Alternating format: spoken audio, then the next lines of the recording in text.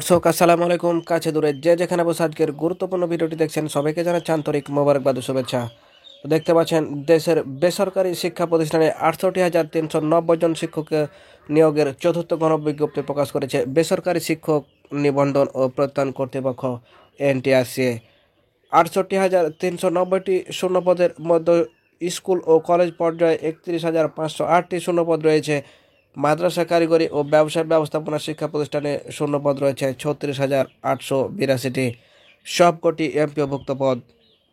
বেসরকারি school college ও কারিগরি শিক্ষা প্রতিষ্ঠানে শিক্ষক নিয়োগের জন্য এর আগে যেসব গণবিজ্ঞপ্তি প্রকাশিত হয়েছিল সেগুলোর তুলনায় চতুর্থ গণবিজ্ঞপ্তিতে বেশ কিছু পরিবর্তন আনা হয়েছে। আগের বিজ্ঞপ্তিতে একজন প্রার্থী যত খুশি তত শিক্ষা প্রতিষ্ঠানে আবেদন করতে পারতেন। কেউ কেউ 500 থেকে 1000 শিক্ষা প্রতিষ্ঠানেও আবেদন করতেন। এতে প্রার্থীদের আবেদন করতে অনেক বেশি টাকা তো চলে যেত। চতুর্থ গণবিজ্ঞপ্তিতে নতুন শর্ত অনুসারে 40টির বেশি শিক্ষা প্রতিষ্ঠানে কেউ আবেদন করতে পারবেন না।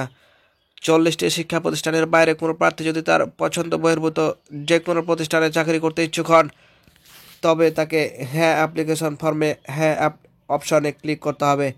যদি ইচ্ছুক না হন তবে না অপশানে ক্লিক করতে হবে। যারা হ্যাঁ অপশানে ক্লিক করবেন তাদের মেধাক্রম অনুসারে শূন্যপদ থাকা সাপেক্ষে দেশের যে কোনো শিক্ষা প্রতিষ্ঠানে সুপারিশ করা হবে।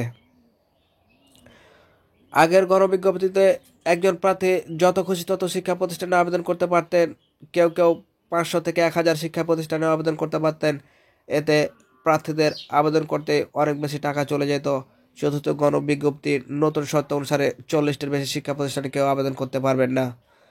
এর আগে প্রতিটি শিক্ষা প্রতিষ্ঠানের আবেদনের জন্য 100 টাকা করে ফি নেওয়া হতো, অর্থাৎ কেউ 500টি শিক্ষা প্রতিষ্ঠানে আবেদন করলে তার ফি আসতো 50,000 টাকা। কিন্তু এবার সব শিক্ষা প্রতিষ্ঠানে আবেদন ফি 1,000 টাকা করা হয়েছে, অর্থাৎ 40টি শিক্ষা প্রতিষ্ঠানে আবেদনের জন্য প্রার্থীকে একবারে 1,000 টাকা দিতে হবে। তৃতীয় গণবিজ্ঞপ্তিতে 2018 সালের আগে যারা নিবন্ধন সনদ পেয়েছিল তাদের জন্য বয়সসীমা শিথিল করা হয়েছিল, অর্থাৎ নিবন্ধন করা থাকলে 40 থেকে 50 বছর বয়সী প্রার্থীরাও আবেদন করতে পারবেন। কিন্তু চতুর্থ গণবিজ্ঞপ্তিতে সবার জন্য বয়সসীমা সর্বোচ্চ 35 বছর করা হয়েছে।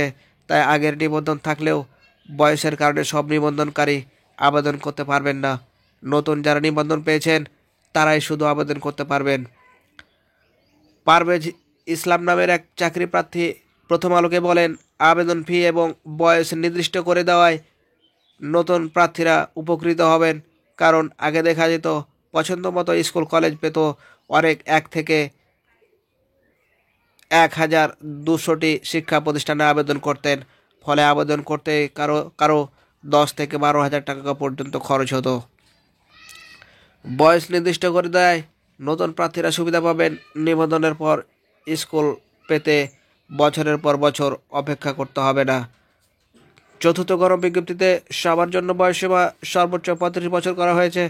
তাই আগের নিবন্ধন থাকলেও বয়সের কারণে নিবন্ধনধারী আবেদন করতে পারবেন না। নতুন যারা নিবন্ধন পেয়েছে তারাই শুধু আবেদন করতে পারবেন। চতুর্থ গণবিজ্ঞপ্তিতে উল্লেখযোগ্য পরিবর্তন হলো ইন্ডেক্সধারী প্রার্থীদের আবেদনের সুযোগ না পাওয়া।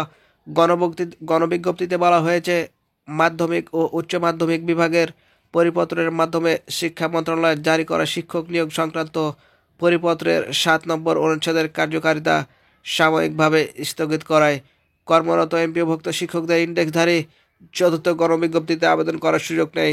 তবে স্কুল পর্যায়ে যদি কোনো নিবন্ধন সনদধারী প্রাপ্ত এমপিওভুক্ত প্রার্থীর কলেজ পর্যায়ে শিক্ষক নিবন্ধন সনদ থাকে এবং কলেজ পর্যায়ে এমপিওভুক্ত না হন তবে তার শিক্ষক নিবন্ধন সনদে উল্লেখিত কলেজ পর্যায়ের পদে ও প্রতিষ্ঠানে আবেদন করতে পারবেন।